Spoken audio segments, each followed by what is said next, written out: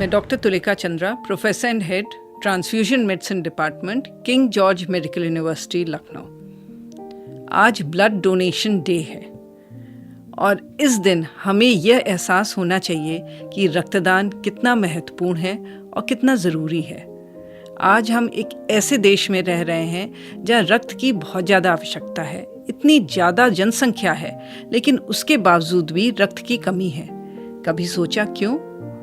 अगर इस देश की 2% आबादी भी रेगुलर वे से रक्तदान करती है तो शायद कभी किसी को रक्त की कमी महसूस ही ना हो, लेकिन वो भी नहीं होता। उसका कारण यह है कि रक्तदान करने से लोग डरते हैं, उनके मन में भ्रम है, मिथ्या है और वह रक्तदान करना नहीं चाहते। आपको पता है, रक्त कहीं किसी फैक्ट्री में नहीं बनता, कहीं से खरीद नहीं सकते। ये एक मानव के शरीर से ही निकल सकता है जो ब्लड बैंक में जाता है और फिर प्रोसेस होकर किसी नीडी मरीज को मिलता है।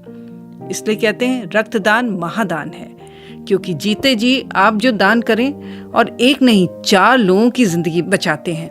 क्योंकि रक्त कंपोनेंट का टाइम है जहाँ पे आपके 1 यूनिट से 3 या 4 यूनिट्स बन सकती हैं और अलग अलग मरीजों को जा सकती हैं। तो इससे बड़ा पुण्य तो कभी हो नहीं सकता जो आप जीते जी करें और 4 लोगों की जिंदगियां बचाएं। लोग रक्तदान करने से डरते हैं क्योंकि वही, जैसे हमने बताया, मन में भ्रम है, मिथ्या है। वह यह नहीं सोचते कि रक्तदान करने से उनका स्वयं का भी फायदा होगा, साथ साथ और लोगों का भी फायदा होगा। अब आइए समझिए कि रक्तदान करने से क्या फायदे होते हैं। पहली बात, जो नियमित रूप से रक्तदान करता है उसकी 5% हार्ट अटैक होने के चांसेस कम हो जाते हैं। उसकी सारी बीमारियों के जांच होते हैं। आपने HIV, hepatitis B, hepatitis C के बारे में तो सुना होगा। ऐसी बीमारियां जो वर्षों तक आपके अंदर रहती हैं और आपको पता ही नहीं चलता है कि आप इन बीमारियों से ग्रसित हैं।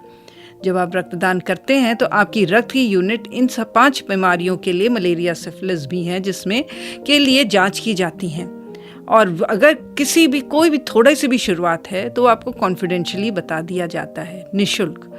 इसके अलावा जब आप जाते हैं तो चिकित्सक आपका ब्लड प्रेशर लेते हैं, आपके बारे में पूर्ण स्वास्थ्य के बारे में जानकारी प्राप्त करते हैं और अगर कुछ गड़बड़ होती तो तुरंत आपको बता देते हैं। तो आप अपने स्वास्थ्य के प्रति जागरूक होते हैं।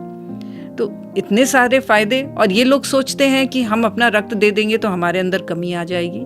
पहली बात, आपके शरीर में 5 से 6 लीटर खून है और आप रक्तदान कितना करते हैं? मात्र 350 मिलीलीटर।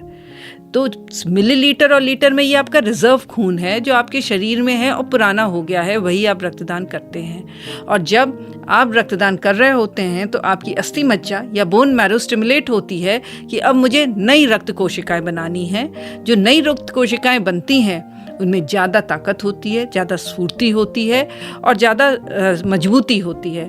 तो आपके अंदर कमज़ोरी नहीं किंतु आपके अंदर मजबूती का संचार होता है। अच्छा, इसमें मेल और फीमेल दोनों रक्तदान कर सकते हैं। थोड़े से मापदंड फर्क हैं, लेकिन हीमोग्लोबिन की मात्रा दोनों में 12.5 ग्राम% होनी चाहिए। वजन 50 किलो होना चाहिए। उम्र आपकी 18 से 65 वर्ष के बीच में होनी चाहिए।